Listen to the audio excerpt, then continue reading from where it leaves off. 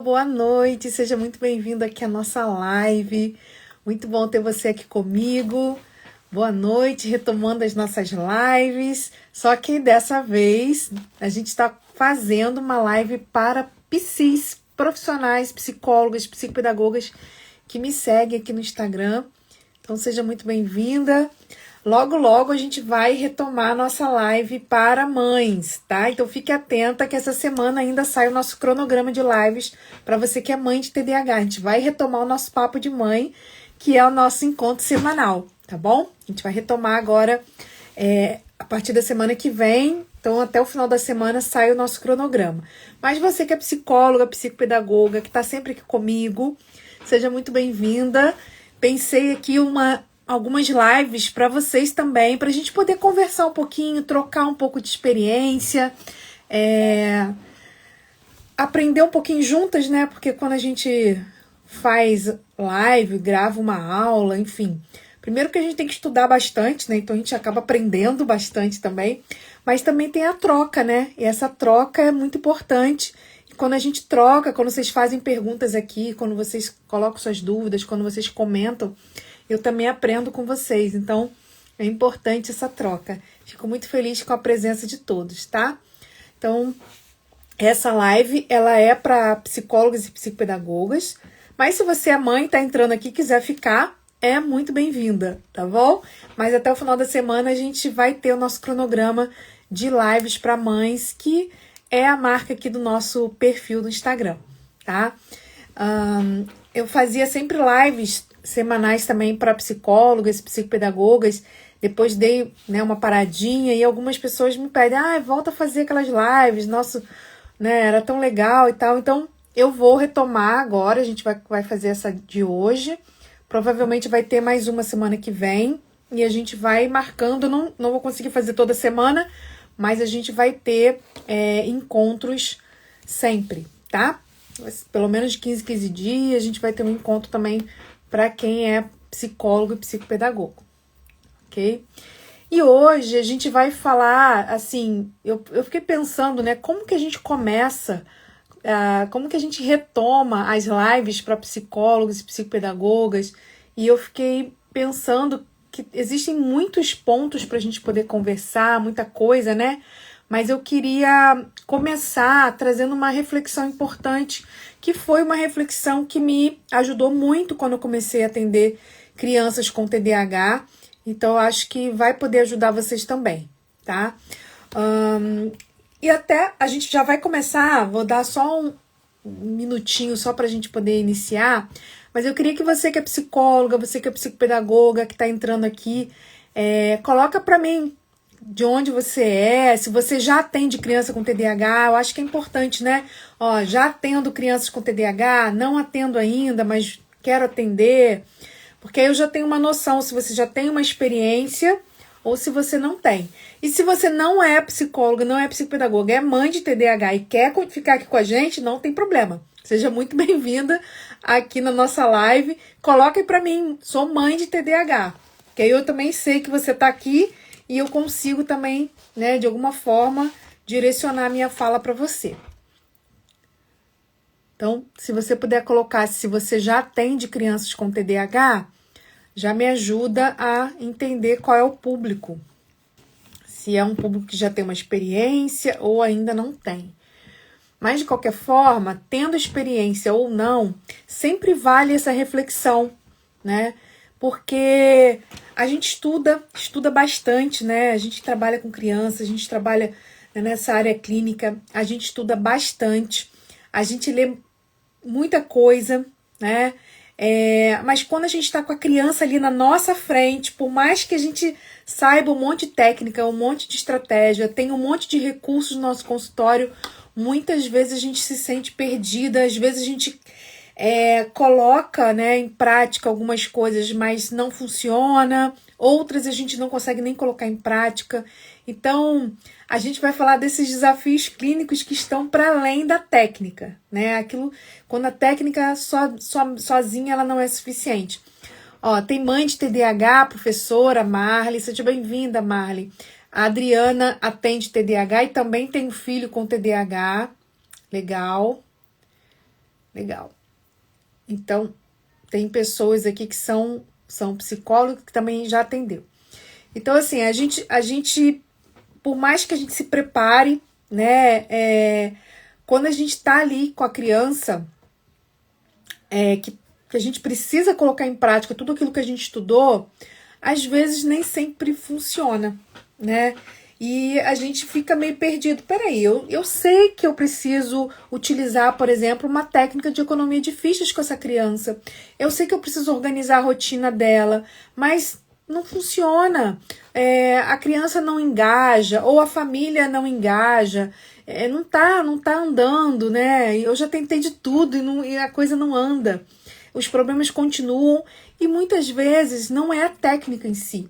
São outros elementos que a gente precisa ficar atento para que a gente não caia na armadilha de achar que a técnica, que o recurso, que a estratégia é que vai fazer toda a diferença nos nossos atendimentos.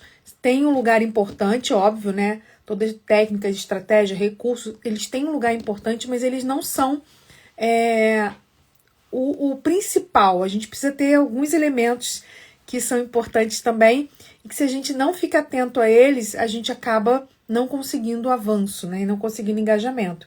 E muitas vezes, quando a gente trava num atendimento, ou quando aquele atendimento ele não está evoluindo, parece que a gente está andando em círculos, é por questões relacionadas a esses desafios que a gente enfrenta quando a gente está atendendo crianças com TDAH, tá? Eu acho que são desafios que qualquer criança, qualquer atendimento traz para a nossa prática, né? Mas quando a gente fala de criança com TDAH, a gente tem que ter um cuidado, porque são crianças que têm dificuldade de engajamento, né? E a gente precisa ter o cuidado com algumas estratégias, né? Alguns pontos para que a gente consiga manter o engajamento dessa criança e também da sua família. Tudo bem? Então, vamos já começando, né? Para a gente não demorar tanto e a gente conseguir falar tudo que a gente tem para falar aqui hoje. Então, você que está chegando, seja muito bem-vinda. Lembrando que você pode colocar a sua dúvida, tá? Perguntar. É claro que a gente vai sempre focar no nosso tema aqui hoje. Então, se você quiser compartilhar alguma experiência, né? Ou fazer alguma pergunta sobre o que a gente está discutindo aqui, fica à vontade. Vou ter o maior prazer de interagir com você. Estou sempre de olho aqui nos comentários. Bem, para quem não me conhece, eu vi que hoje, ontem, né, essa semana, entraram vários profissionais, várias pessoas no meu Instagram. Sou Juliana Deodato, sou psicóloga, psicopedagoga, trabalho com crianças TDAH exclusivamente hoje. Então, todos os meus pacientes hoje têm TDAH. Então, eu trabalho tanto atendendo crianças, quanto na parte de orientação de pais também de crianças com TDAH. Então, esse é o meu foco de atendimento, é o foco de estudo, né, e também de prática clínica. E aqui no Instagram eu converso com mães todos os dias, né, mães de crianças com TDAH e também com os profissionais que me atendem, né, oferecendo alguns serviços como o curso de formação em TDAH, que a gente teve inscrições agora no mês de junho. Então a gente tem alguns serviços, né, produtos também para profissionais, porque eu entendo que eu não tenho como entender todas as mães que me procuram, né? Então, não dou conta. Então, o que eu puder contribuir com um pouco que eu sei, com a minha experiência, né? Com outros profissionais, para que elas também possam atender crianças com TDAH e mais crianças sejam beneficiadas, e por isso eu tô aqui com essa live, tá bom? Então, vamos lá, pessoal. Existe um mito, que é o mito da técnica, né? Ou o mito do recurso. Como se a gente, tendo um bom recurso, fosse suficiente para a gente conseguir atender bem uma criança. E isso não é verdade. Isso não é verdade para qualquer criança, mas em especial quando a gente fala de TDAH. Então, muitas vezes as pessoas perguntam, né? Juliana, você tem um recurso para me indicar? Para me sugerir, para trabalhar com crianças com TDAH? Você tem um jogo, enfim, para trabalhar com crianças com TDAH? E aí eu sempre pergunto, né, para essa pessoa, para esse profissional que está me perguntando e está me pedindo, você quer trabalhar o quê? Porque crianças com TDAH é um universo, é um mundo inteiro de possibilidades. E tudo vai depender do qual é a minha intenção, né? Então a técnica, o recurso em si, eles são importantes sim, mas é o olhar clínico que a gente tem do caso, do paciente, que vai dar vida a essa técnica, que vai dar vida a esse recurso. O recurso pelo recurso, ele não tem tanta importância. A importância que a técnica e o recurso têm vem justamente do nosso olhar clínico. Senão não precisaria de profissional capacitado, poderia ser qualquer um. É só pegar o jogo que trabalha tal habilidade, qualquer pessoa aplicar aquele jogo, qualquer pessoa jogar aquele jogo, que seria suficiente. Isso não é verdade. Nós, profissionais, no nosso olhar clínico, na nossa mediação com essa criança, utilizando técnicas, utilizando diferentes recursos, é que vamos conseguir desenvolver habilidades, que vamos conseguir atingir os objetivos que a gente tem com aquele paciente, né? Então, muitas vezes a gente tem, que é muito comum isso acontecer, né? Crianças com TDAH que tem um cronograma lindo, mas que não consegue colocar em prática, não consegue seguir, né? A mãe às vezes segue as orientações que a gente dá, mas o comportamento da criança não melhora, né? A criança, ela responde bem na sessão, ela interage, ela engaja, ela faz as propostas, ela participa daquela atividade, aquele jogo, mas na escola parece que aquela habilidade que ela demonstrou tão bem dentro do consultório, parece que ela não desenvolveu nada. Ou em casa não muda, ela continua da mesma forma. Isso são algumas das dificuldades, né, dos desafios que a gente acaba enfrentando, né? A dificuldade da criança que tem as estratégias que a gente vai implementar, como uma economia de fichas, um quadro de horários, um cronograma, um quadro de rotinas, e que ela não consegue seguir, ela não consegue engajar, ela não consegue seguir. Uma mãe que, por mais que a gente oriente, talvez ela também não consiga implementar aquela orientação. E a criança que, às vezes, no consultório ela dá conta, né? Ela consegue demonstrar controle inibitório para realizar um jogo, etc. Mas quando ela vai pro dia a dia dela, parece que nada daquilo que ela apresentou no consultório ela desenvolveu de fato, né? Ela consegue aplicar no dia a dia. E aí a gente começa a pensar, tá, eu usei a técnica correta, eu usei a estratégia adequada, eu selecionei o recurso de forma adequada, mas o que está faltando? Por que não está acontecendo na prática, né? E aí a gente tem algumas possibilidades, né? Eu separei aqui 5 coisas importantes que a gente precisa ficar atento quando a gente está falando de crianças com TDAH, que a gente precisa considerar para além da técnica, tá? Mas antes da gente entrar nesses 5 pontos, eu queria ver com você que é psicóloga, psicopedagoga que está aqui comigo, se você que atende crianças com TDAH ou já atendeu crianças com TDAH, já passou por alguma dessas dificuldades. Já teve algum paciente que você travou com esse paciente, que parece que você fez tudo, sabe? Aplicou a técnica da forma adequada, mas a coisa não andou, a coisa não caminhou, não teve engajamento, não teve resultado. Se você já vivenciou em algum momento, acho que todo mundo já, né? Algum caso assim relacionado a crianças com TDAH, se puder compartilhar aqui com a gente, falar, olha, já aconteceu comigo, ou nunca aconteceu comigo, enfim. Se você puder compartilhar aqui nos comentários, eu acho que é importante para a gente poder entender que, primeiro, isso acontece com todo mundo, né? Isso acontece por vários motivos. A gente não vai aqui abordar todos, porque não teria nem como. Eu vou trazer 5 pontos para a gente refletir. Por que eu vou trazer esses 5 pontos? Porque na minha experiência própria, eu cometi alguns desses erros e também acompanhando psicólogas e psicopedagogas com supervisão, nos cursos que eu ofereço, eu percebo que são pontos que geralmente ficam a desejar. Geralmente a gente passa batido porque parece tão óbvio. E quando eu for falar pra vocês, vocês vão falar assim, mas isso é muito óbvio, Juliana. E realmente parece muito óbvio, e é muito óbvio, e por isso a gente acaba passando batido. Deixando, não prestando tanta atenção, porque é uma coisa tão, né, parece que é tão óbvio, é tão simples, e que na verdade é que faz muita diferença. E como eu falei, não são só esses pontos, mas a gente vai falar de 5 deles aqui, tá? Então, esses 5 pontos, eles acabam travando. Ó, Adriana não, Adriano. A Adriana colocou que sim. E realmente acontece, né? E a gente tem que estar atento a isso, e por mais experiência que a gente tem que estar o tempo todo, a gente tem que estar se monitorando para a gente não cair de novo nesse problema. E isso, gente, não quer dizer que a gente não vai pegar casos mais complexos. Existem casos mais complexos que realmente a gente, sabe, trava ali, parece que a gente está andando em círculos. Isso acontece.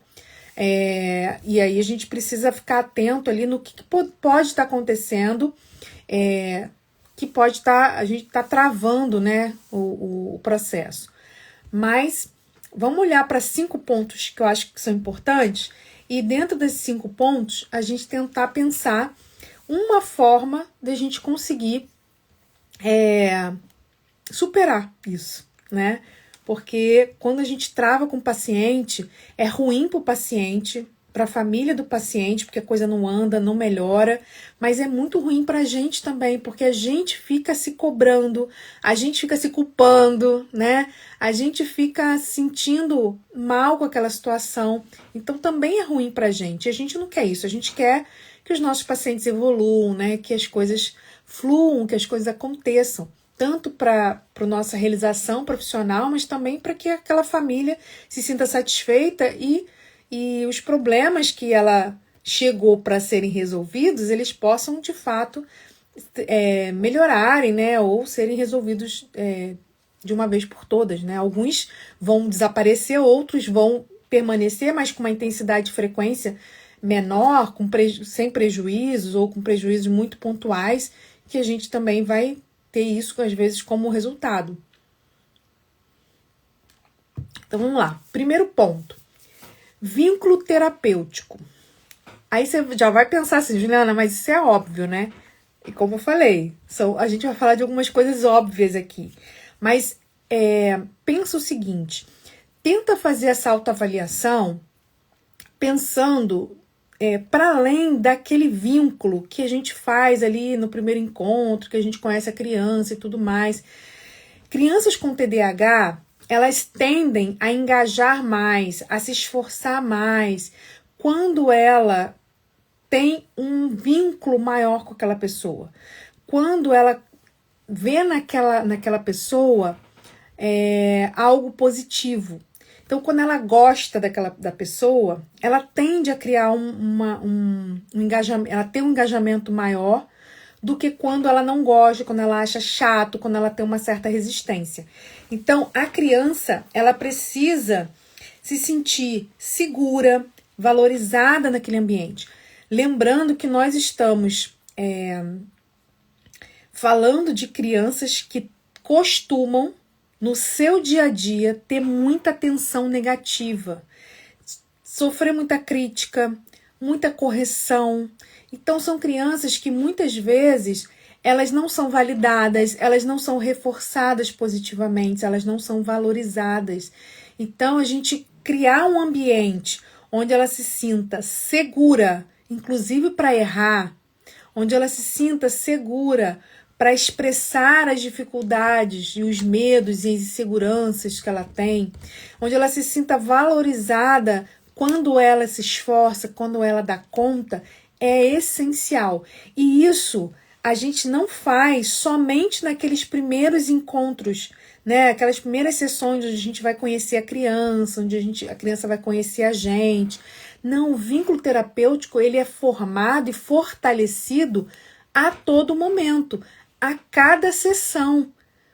Quando a gente respeita o sigilo, quando a gente usa do reforço positivo nas sessões, quando a gente valida a emoção e valida também o comportamento e o esforço da criança, tudo isso contribui com que esse vínculo terapêutico ele se fortaleça cada vez mais durante as sessões. E quanto mais fortalecido for esse vínculo, maior vai ser o engajamento dessa criança. Tomando o seguinte cuidado. Cuidado de não virar a amiguinha, coleguinha do paciente. Nós estamos ali num vínculo, numa relação positiva, respeitosa, incentivadora, mas nós não somos coleguinhas, amiguinhos, porque se a gente vira coleguinha, amiguinho, a gente perde a relação terapêutica, a gente perde a possibilidade de intervenção, a gente passa muitas vezes a tornar a nossa sessão algo dirigido totalmente pela criança e a gente perde as rédeas do nosso trabalho. Isso, gente, quem atende crianças com TDAH, isso é muito comum acontecer. Porque a criança só quer fazer o que ela gosta, quer fazer o que ela quer. Tem dificuldade de engajamento em tarefas chatas, monótonas, repetitivas, coisas que ela acha um pouco mais difícil, que desafia, né? Ou desafia não, mas que exige um pouco mais de esforço mental dessa criança, ela tende a fugir desses tipos de tarefa. E aí o que muitas vezes a gente acaba fazendo para fazer com que a criança participe? Deixando ela ditar, né, o ritmo dos atendimentos. Então ela começa a decidir tudo, a gente só faz o que ela gosta, só joga do que ela gosta, entendeu? Então a gente tem que ter cuidado com isso, né? E o vínculo, então, ele é um vínculo entre terapeuta e paciente, mas é um vínculo de segurança, de valorização e de reconhecimento de esforço, né? Um vínculo que vai tornar aquela relação muitas vezes diferente das relações que ela tem no dia a dia. E que a gente vai orientar as famílias também a ter, né? Os pais a terem essa relação mais positiva, né? Com uma atenção positiva, com um reforço positivo, equilibrando a balança da atenção negativa com a atenção positiva, tá? Então, vínculo terapêutico é o primeiro ponto que a gente tem que olhar na nossa autoavaliação. Como que está sendo esse vínculo, como que ele foi estabelecido lá atrás e como eu venho fortalecendo esse vínculo ao longo das sessões.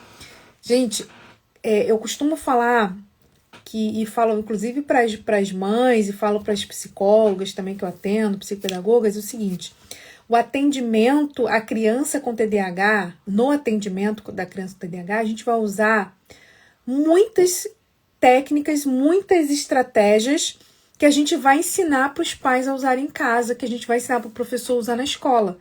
Então, por exemplo, listas, organização de rotina, recursos visuais, próprio reforço positivo, a economia de fichas, são estratégias que a gente ensina para os pais, né, quando a gente vai organizar rotina, etc., mas que a gente também usa no consultório, porque a criança não tem dificuldade de engajamento só em casa, ela tem dificuldade de engajamento no consultório também. Por quê? Porque a gente não vai fazer só o que ela gosta ali dentro, a gente não vai jogar só do jogo que ela quer jogar. Então a gente também vai precisar utilizar essas estratégias dentro do consultório. Então a gente precisa olhar para isso tudo de uma forma mais ampla. Então são crianças que têm dificuldade de engajamento e a gente vai precisar usar também essas estratégias lá dentro do consultório, tá? Então, primeiro ponto, vínculo terapêutico, para a gente não se perder nessa questão e mostrar para a família. Se eu trabalho com a família a importância do reforço positivo, eu também preciso usar isso nos meus atendimentos, né? Se eu ensino para a família como se comunica, como dar comando para uma criança com TDAH, para o filho com TDAH, como que eu vou elogiar o meu filho com TDAH, como que eu vou cobrar, né, do meu filho com TDAH, eu tenho que usar isso também no consultório com o meu paciente. Como que eu vou me comunicar, como que eu vou dar comandos efetivos, como que eu vou elogiar o comportamento dessa criança dentro do consultório. Eu vou ensinar mas também vou utilizar no dia a dia, ok? Isso tudo fortalece esse vínculo, tá? A cada sessão. E o segundo ponto que eu vou trazer aqui para vocês, para a gente poder conversar, e aí se vocês estiverem concordando, se vocês acharem que, Juliana, você tá falando não tem nada a ver, ou se vocês concordam e acham que é importante o que eu tô dizendo, pode ir comentando aqui também, tá? A gente vai interagindo. E o segundo ponto é um ponto também que é muito falado nos atendimentos, e às vezes a gente também passa batido porque a gente acha que a gente está fazendo isso, e muitas vezes a gente está realmente, mas a gente precisa ficar atento para não pular etapa, né? Para não deixar de perceber que isso é algo muito importante e que não é só importante lá na primeira consulta que a gente faz com os pais, nem importante só ali naqueles momentos iniciais que a gente está ouvindo a família, né? A queixa, a anamnese, não. É importante durante todo o processo de atendimento à criança com TDAH. Esse segundo ponto também é importante, que é a escuta ativa e escuta qualificada da família. O que é uma escuta qualificada? O que é uma escuta ativa? É uma escuta que está prestando atenção. É uma escuta que está acolhendo essa família. E é uma escuta que está que não tem julgamento, mas que muitas vezes vai ter seguido a ela orientação. E orientação, gente, não é a gente dizer, tá errado e é assim que é certo, né? Orientação são novas possibilidades de agir diante de uma situação que a gente que não está dando certo da forma que a gente estava fazendo anteriormente. Então, existe um problema que eu ajo de uma forma que não está tendo o resultado que eu desejo. Então, eu vou, na orientação, apresentar outras possibilidades para que a gente consiga chegar no resultado que a gente quer, ok? Então, a escuta ativa, a escuta qualificada é uma etapa, ou melhor, é um ponto que a gente não pode negligenciar, e isso não está relacionado só nas primeiras sessões onde a gente vai ouvir a família, ouvir a queixa, né, onde a gente vai coletar informações, onde a gente vai fazer anamnese. Não, a escutativa é sempre, em todos os atendimentos. Porque muitas vezes a mãe, ela chega ali na porta para falar com a gente, ou ela manda uma mensagem, e o que ela espera, muitas vezes, ou pelo menos no primeiro momento, não é que o problema seja resolvido. Claro que ela quer também que o problema seja resolvido, mas a primeira coisa que ela deseja é que ela seja ouvida, né? Que prestem atenção no que ela está falando, porque muitas vezes ela está falando com muitas pessoas que não estão ouvindo, que não estão levando a sério o que ela está dizendo. Olha, eu fiz uma pesquisa e de tempo em tempo eu faço essa pesquisa novamente com as mães do meu grupo do WhatsApp. Tem mais de 300 mães lá no meu grupo e de tempo em tempo eu refaço essa pesquisa lá e sempre dá a mesma coisa. Uma das maiores queixas, das principais queixas que as mães têm em relação, né, a ter um filho com TDAH e tudo mais, é a queixa de não ser acolhida pelos profissionais que atendem o filho. Não ser acolhida, não ser entendida pelos profissionais que atendem o filho. Então, ela vai no médico, ela vai no psicólogo, ela vai no psicopedagogo e as pessoas, elas não acolhem essa mãe. Elas ouvem a mãe, coletam informações, dão direcionamento, mas não acolhem o que essa mãe está passando, pensando e sentindo. E isso, gente, é uma queixa, eu vou te falar para vocês, acho que 98% das mães de TDAH têm essa mesma queixa. Então é muito recorrente. Às vezes a gente, eu procuro fazer essa reflexão também, porque volta e meia eu caio nesse erro, porque isso é comum da nossa correria do dia a dia. Muitas vezes a gente não está ouvindo, né? Então a gente tem que ter cuidado com isso. Isso faz com que aquela estratégia, aquela orientação que a gente está passando para aquela família não seja colocada em prática. Porque aquela família, por não se sentir acolhida, ela não pergunta, ela não diz que não entendeu, ela não diz que não concordou, ela não consegue colocar em prática, ela cria uma resistência. Então, são vários empecilhos que acabam acontecendo. E, por outro lado, você trabalha com a criança, desenvolve aquela estratégia com a criança no consultório, tal. Quando chega em casa, ele não consegue aplicar. Por que ele não consegue aplicar? Porque aquela família não está preparada para acolher essa criança, para colocar em prática tudo aquilo que a gente orientou. Então, a coisa não anda, sabe? Então, parece que a gente já fez o trabalho, mas o trabalho não aparece. Por que o trabalho não aparece muitas vezes, né? Então, essa escuta ativa, essa escuta qualificada, ela tem que estar presente o tempo todo. E muitas vezes a gente está escutando aquilo que não é dito.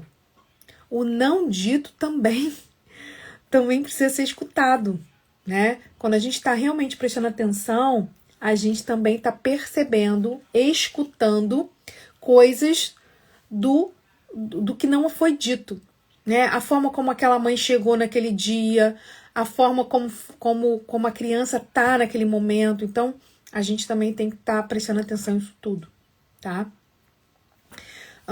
Então, esse é o segundo ponto. O terceiro ponto, que também é bem importante, que tem a ver com essa escuta, é a leitura de contexto. O que é a leitura de contexto? Gente, o problema, ele nunca está só na criança. É claro que a criança tem um transtorno, é claro que a criança tem as suas dificuldades, tem as suas inabilidades, ok. Mas a gente precisa olhar essa criança dentro de um contexto. TDAH, ele não é causado pelo ambiente, mas o ambiente potencializa os sintomas ou minimiza os sintomas. O ambiente tem um papel fundamental na intensidade, na frequência e nos prejuízos que esses sintomas vão aparecer, vão causar. Então, a gente tem que olhar para esse ambiente. Uma criança com TDAH, num ambiente X, ela vai ter uma expressão dos seus sintomas diferente do que se a gente pegar essa mesma criança e colocar num ambiente Y. Quer ver um exemplo? Se você pega uma criança com TDAH, a mesma criança, e coloca essa criança com o professor fulano, e coloca com o professor cicrano, às vezes no mesmo dia, ele tem aula com 2 professores diferentes. Essa criança, muitas vezes, dependendo de como é esse professor, como são esses professores, ela vai expressar o seu TDAH, os seus sintomas de forma diferente. Então, porque tudo vai depender da forma como esse professor vai lidar com essa criança, como ele interage com essa criança, se essa criança gosta desse professor, se não gosta. E às vezes é uma matéria. Hoje, por exemplo, atendi um paciente que ele não gosta de física. Física? Peraí, agora eu me confundi que a gente estava falando de física hoje. Ele não gosta de física, isso. Ele não gosta de física. Mas o professor é muito bom. O professor é engraçado, o professor ele vai falar, ele muda de voz e não sei o quê. Então, ele diz que ele assiste às aulas, ele gosta da aula, não por causa da física, porque ele não gosta de física, mas por causa do professor. E é um adolescente que tem TDAH. Então, o TDAH, a criança com TDAH, ela vai expressar os seus sintomas de forma diferente, em contextos diferentes. Por isso a gente tem que fazer uma boa leitura de contexto. Porque o problema nunca está só na criança. A gente precisa sempre enxergar o que está por trás daquilo. O que está por trás daquele comportamento. Tá? Então, a gente vai ter que entender as variáveis que estão no contexto dessa criança.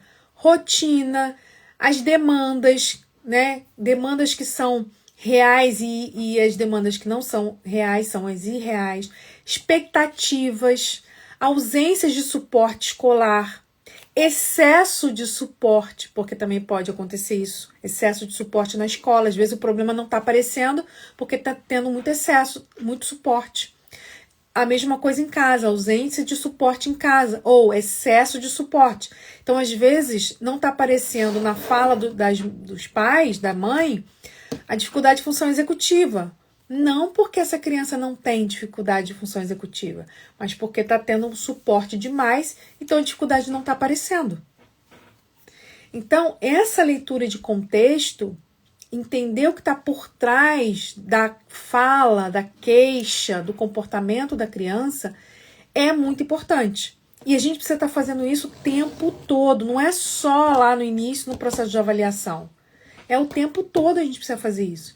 Porque quando a gente está lá, né, sei lá, já está um tempo atendendo aquela criança, de repente a mãe chega e fala, olha, essa semana aconteceu isso com meu filho, ele tá assim, ele tá assado, ó, essa semana, pô, tava tudo bem, ele tava fazendo as atividades de casa bem, não sei o quê, mas essa semana desandou tudo. A gente precisa ter um olhar, peraí, o que pode estar acontecendo? O que pode estar acontecendo essa semana que pode estar causando toda essa mudança de comportamento, né? Tanto positivamente quanto negativamente. Então, essa leitura de contexto é importante sempre.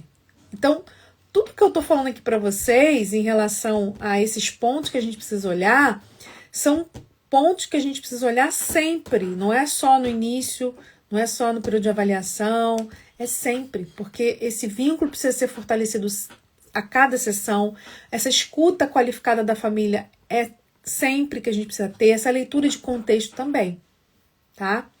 E o quarto ponto, que a gente já tá indo pro quinto, né? Mas pro último, mas o quarto ponto, gente, é o seguinte, às vezes a gente está querendo trabalhar algumas coisas importantes, como, por exemplo, regulação emocional, planejamento. O meu paciente ele é muito desorganizado, ele não tem rotina de estudo, enfim, ele não obedece, né, não segue regras e comandos e tal.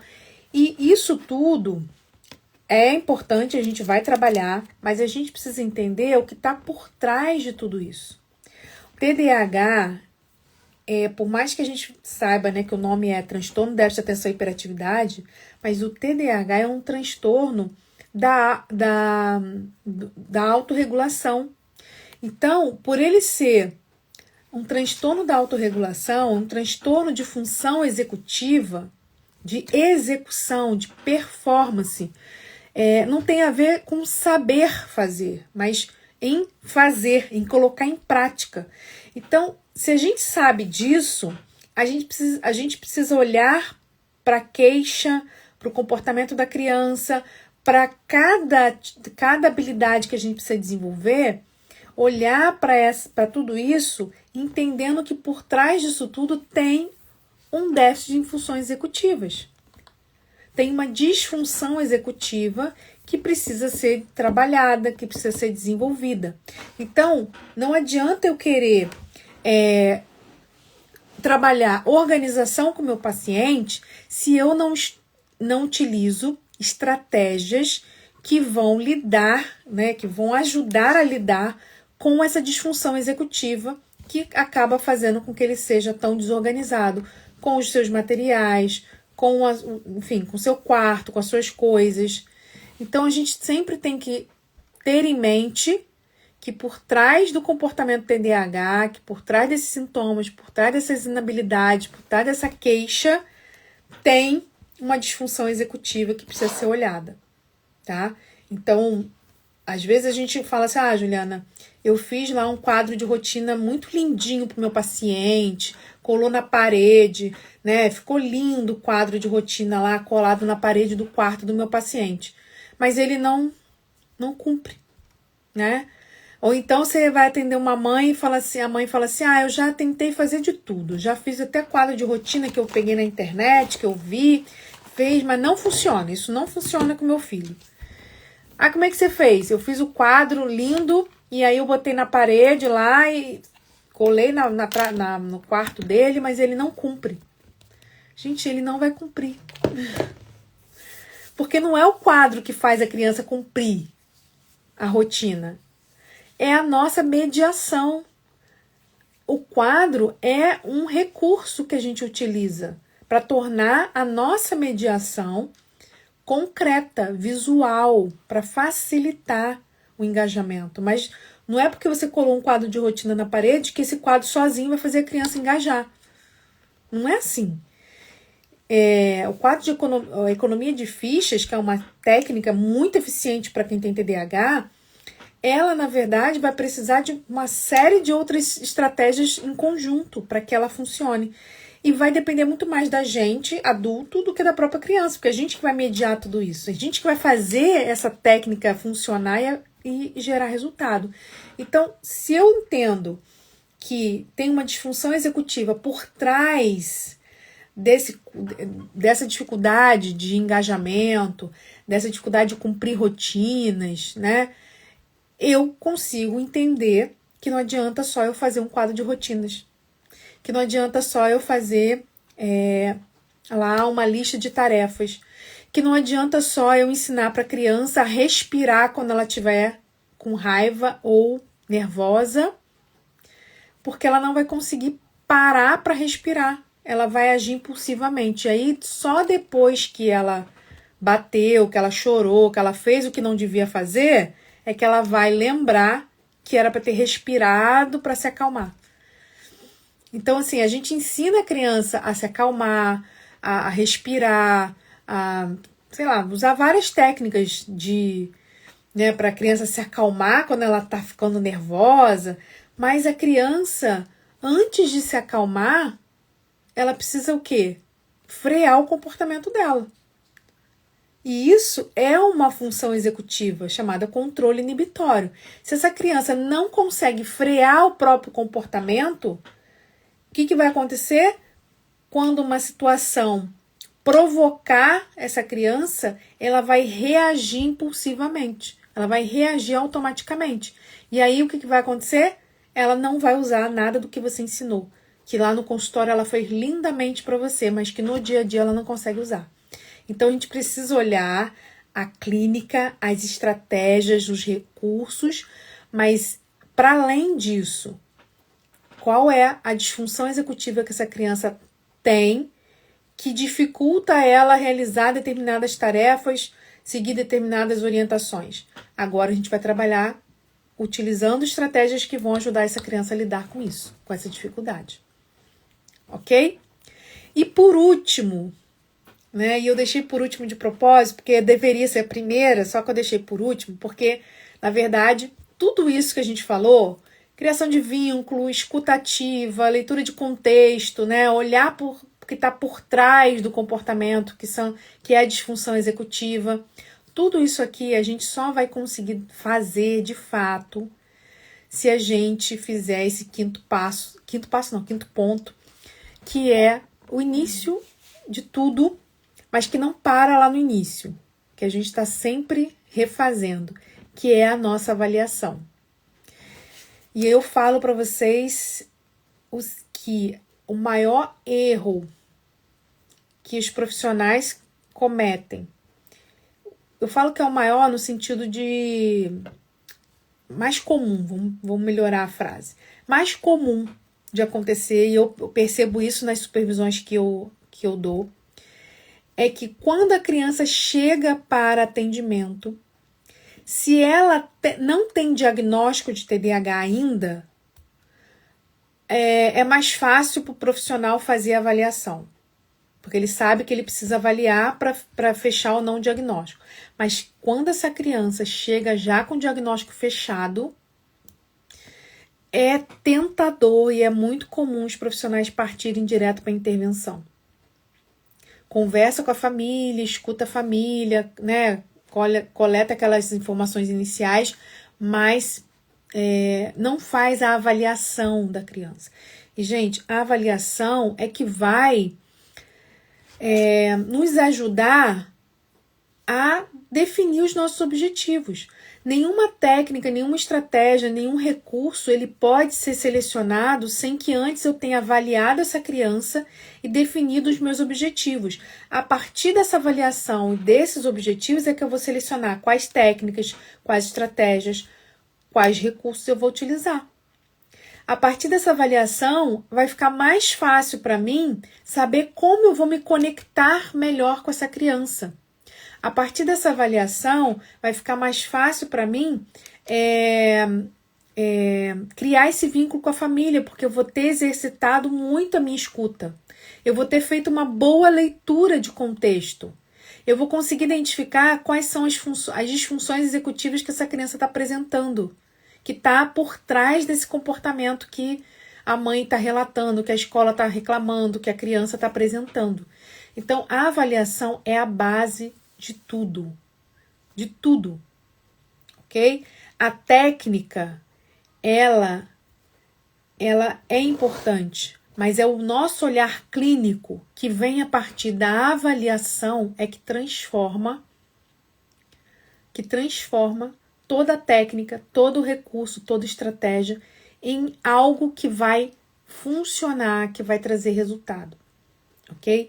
Então, fica para vocês aí, isso eu uso para mim e estou compartilhando algo que eu faço constantemente, que é essa autoavaliação em cima desses 5 pontos. E eu compartilho com vocês, convidando para que vocês também façam essa autoavaliação. E aí, gente, muitas vezes a gente encontra, né, quando a gente está atendendo crianças com TDAH, casos complexos, né, que travam realmente, que parece que a gente está andando em círculo. Eu já fiz uma autoavaliação, mas eu não estou conseguindo entender onde está o problema, se é comigo, se é com a mãe, se é com a criança, se é com a professora. Eu não estou conseguindo ver o que está travando o meu caso, né? E assim, casos de TDAH, gente, eles não são iguais, cada um é diferente do outro, né? Eu só atendo TDAH e cada paciente meu é um paciente com objetivo diferente. E, além disso, são casos que são complexos, porque 70% dos casos de TDAH tem comorbidade associada, que já torna o caso mais complexo. Fora que TDAH traz uma série de prejuízos na escola, em casa. Então, assim, são complexos o caso, né? Os casos de TDAH. E muitas vezes a gente se sente sozinho, a gente se sente perdido, a gente precisa de apoio, né? E o apoio para ajudar a gente a olhar com mais profundidade. Porque muitas vezes, e isso acontece com todo mundo, quando a gente está sozinho na nossa prática clínica e a nossa atuação ela é muito sozinha, né? Ela é muito solitária, a gente fica muito naquele ponto que a gente está, e a gente às vezes tem dificuldade de olhar além daquilo que a gente já está tão acostumado a ver, né? De enxergar com mais profundidade os casos, né? Então, se você precisa desse apoio, se você tem necessidade de se aprofundar mais, né? E eu acho que isso, independente se você tem experiência, se você não tem experiência, do tempo que você atua como psicóloga, do tempo que você atua como psicopedagoga, não importa. Não importa. Todos nós precisamos de ajuda para olhar de uma forma mais aprofundada para os casos que a gente atende. Existem sempre casos que são mais desafiadores, mais complexos, né? E nada melhor do que uma supervisão para que a gente consiga avançar nesses pontos. Então, se você é psicóloga, psicopedagoga, né, tem sentido dificuldade aí na sua prática clínica, tem algum caso que você está aí travado, ou se você não tem ainda muita experiência com crianças com TDAH e você deseja estruturar, né, o seu processo de avaliação, o seu processo de intervenção, conseguir desenvolver o seu raciocínio clínico, né, desenvolver mais segurança, mais clareza, mais repertório para atuar com crianças com TDAH, eu tenho para você uma proposta agora, né, que é o nosso grupo de supervisão. Grupo de supervisão de casos de crianças com TDAH. Como é que vai funcionar esse nosso grupo de supervisão? Primeiro, o público-alvo são psicólogos e psicopedagogas, tá? Então, são casos que vão trabalhar crianças com TDAH na área de psicologia ou de psicopedagogia. O grupo de supervisão, ele vai compor 6 encontros. Então, nós vamos fazer a supervisão de 6 casos, tá? O grupo, ele funciona da seguinte forma. A gente vai ter uma data específica para que vocês possam enviar os casos. Quem for participar do grupo vai enviar os casos num formulário e esse formulário vai preencher lá e eu vou selecionar 6 casos que eu considerar que são mais completos de informação, que são mais emblemáticos no sentido de que eles vão poder ajudar mais pessoas, que são casos que tem pontos que são mais comuns e que podem ajudar mais pessoas. Casos que são mais complexos, né? Então, são casos que realmente vão poder ajudar mais pessoas, né? Mais profissionais. Então, eu vou selecionar 6 casos e a gente vai ter 6 encontros. Cada encontro a gente vai fazer a supervisão de um caso e todas as pessoas que participarem do grupo vão poder estar presentes nessa supervisão como ouvinte. E a gente vai ter um momento no final onde a gente vai discutir o caso, onde a gente vai trocar, onde eu vou responder dúvidas de vocês, onde vocês vão poder também contribuir com alguma sugestão. Então, por exemplo, a gente está analisando o caso da Maria, né? E aí as outras psicólogas, outros psicopedagogas estão assistindo, estão assistindo. No final, vamos dizer que eu abordei ali uma dificuldade de fazer dever de casa e eu dei sugestão de uma técnica para utilizar, uma estratégia para utilizar com a criança. E aí, se você conhecer tiver outra experiência, outra sugestão, você pode também dar no final. Se você tiver dúvida, também pode fazer essa pergunta no final. Então, o nosso encontro vai ser assim. Cada encontro um caso, vou passar toda a parte de supervisão do caso e no final a gente abre para troca, discussão, enfim, tirar dúvidas. E os 6 encontros vão ficar gravados numa plataforma onde vocês vão receber o vídeo da gravação e mais todos os materiais de orientação do caso em anexo ali na plataforma também para vocês. Ok? Então, gente, eu acho assim, supervisão é indispensável para a formação do profissional. É indispensável.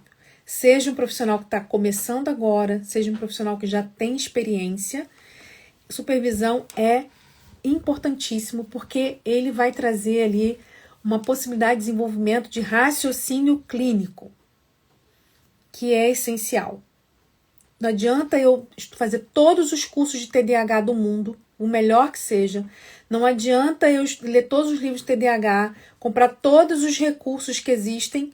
Se eu não tiver raciocínio clínico, eu não consigo transportar a teoria para a prática. Eu não consigo criar vínculo, eu não consigo fazer escutativa, eu não consigo fazer leitura de contexto, eu não consigo olhar para além do que eu estou enxergando, do que está ali visível, eu não consigo fazer uma boa avaliação e, consequentemente, a intervenção não vai andar, não vai funcionar. Então, supervisão é essencial. E a supervisão em grupo, ela acho que tem vários benefícios, né? Mas eu vou citar 2 que eu acho mais importantes. Primeiro, o custo-benefício é muito bom, porque pelo valor de uma supervisão, você vai participar de 6 encontros. Então, se você for contratar uma supervisão comigo, individual, você vai pagar o mesmo valor que se você for participar do grupo com 6 encontros.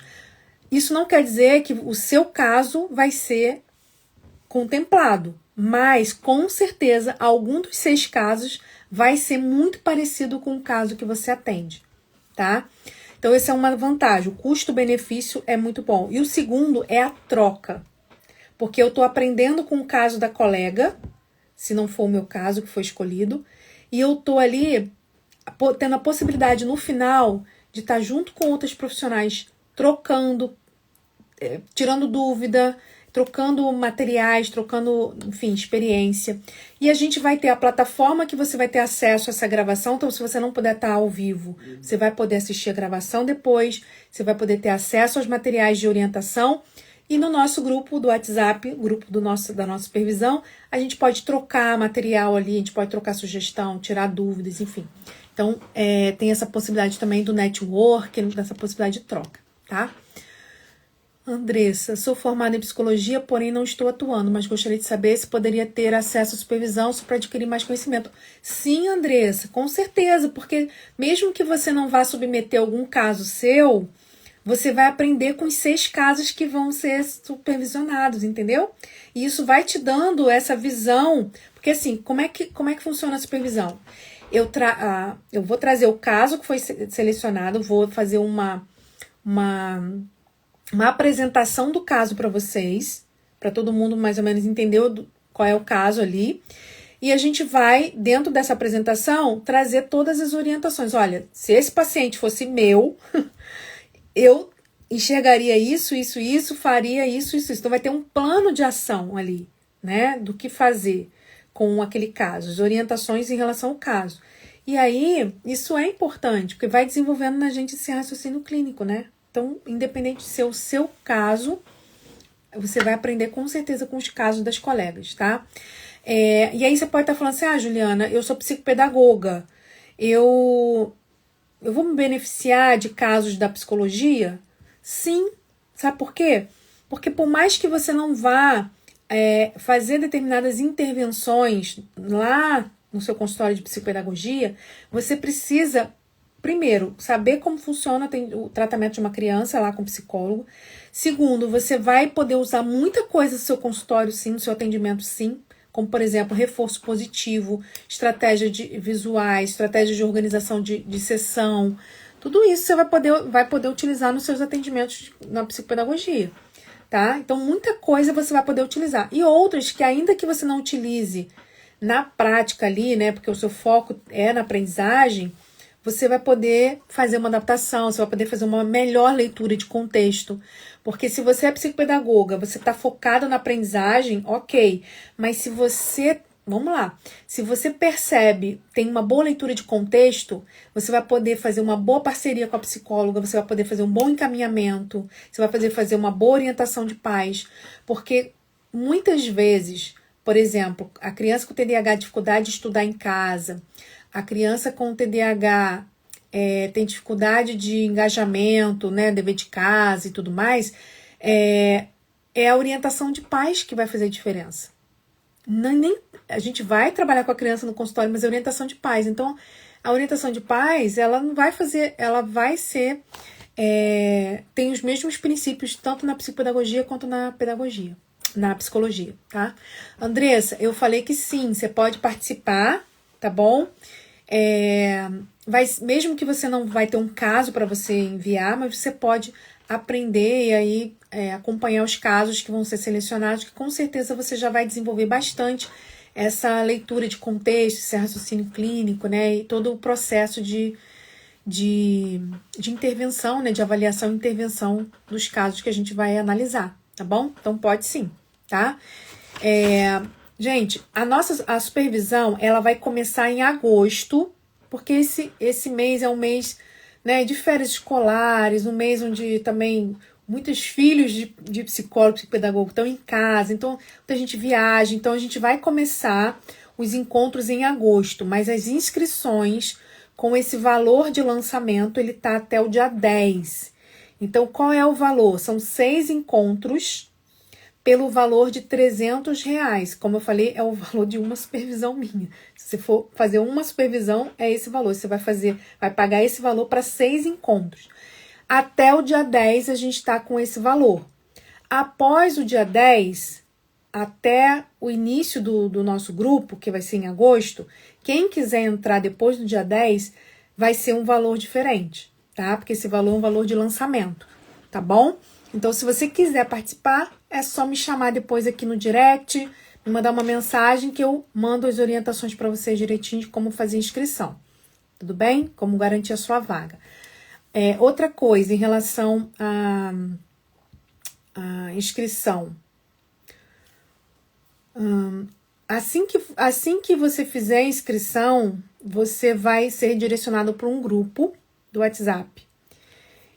A plataforma ela só vai ser liberada mais para o final de julho, início de agosto, que é quando a gente vai começar os nossos encontros, tá bom? Então, vai ser agora. Então, até o dia 10, valor de lançamento, R$300. R$300. E é uma vez só, tá? Não é... Uma colega perguntou assim, é 300 por mês? Não, é R$300 pelos 6 encontros, tá? Os 6 encontros, gente, provavelmente, eu já fechei as datas, mas pode ser que tenha alguma mudança. Provavelmente vai ser quinzenal. Então, a cada 15 dias, a gente vai ter um encontro, tá? Para que dê tempo de vocês mandarem os casos, para que dê tempo de eu estruturar direitinho, não ficar muito sobrecarregado, que se fizer toda semana fica muito puxado ali, né? Toda semana a gente tá ali junto. Então, provavelmente vai ser quinzenal, tá? Então, a gente vai ter uma semana, aquele caso, daqui a 15 dias a gente tem outro, que eu acho que vai ficar melhor. Mas isso pode ser que mude, depois que o grupo formar, pode ser que a gente conversando ali mude, né? Mas a princípio vai ser quinzenal, começando em agosto. Tudo bem, pessoal? Então, pra gente encerrar aqui, eu quero só dar 2 recadinhos. Primeiro, nossa live de mães, nosso papo de mãe TDAH vai voltar. Então, até o final da semana eu vou liberar o cronograma de lives aqui no Instagram, tá bom? Oi, Maria, boa noite. Então, até o final de semana eu vou liberar o nosso cronograma de lives para mães TDAH. E pelo menos de 15 dias a gente vai ter uma live também para psicólogos e psicopedagogos, tá? Então, se você quer sugerir algum tema, Juliana, eu sou psicóloga e eu queria sugerir um tema para live, manda no meu direct. Sugira esse tema, sugira o outro tema. Porque aí eu já vou anotando aqui para organizar o meu cronograma de lives para psicólogos e psicopedagogos. Então, você pode mandar a sua sugestão, tá? Duração dos encontros.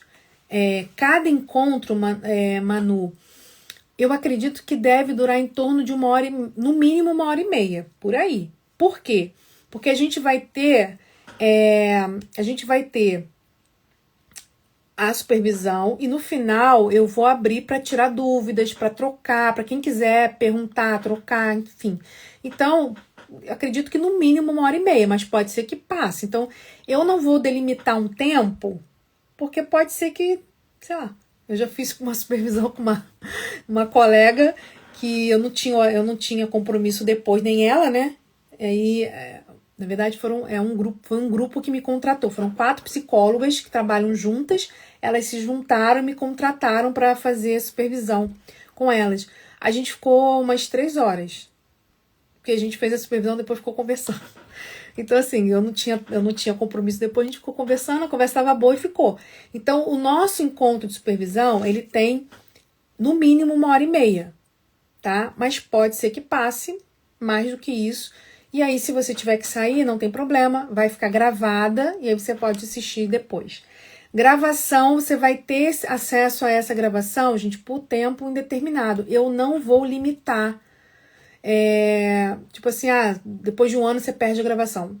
Eu não concordo com isso. Eu acho que quando você compra uma coisa, você comprou e ponto. Então, você vai ter acesso à plataforma. Enquanto a plataforma existir, você tem acesso para poder assistir quantas vezes quiser. Tudo bem? Mais alguma dúvida? Então, recapitulando, 6 encontros. Inscrição até o dia 10. Ok? A partir do dia 10 o valor muda e a gente começa em agosto. Mas é importante que você entre antes, né? Por quê?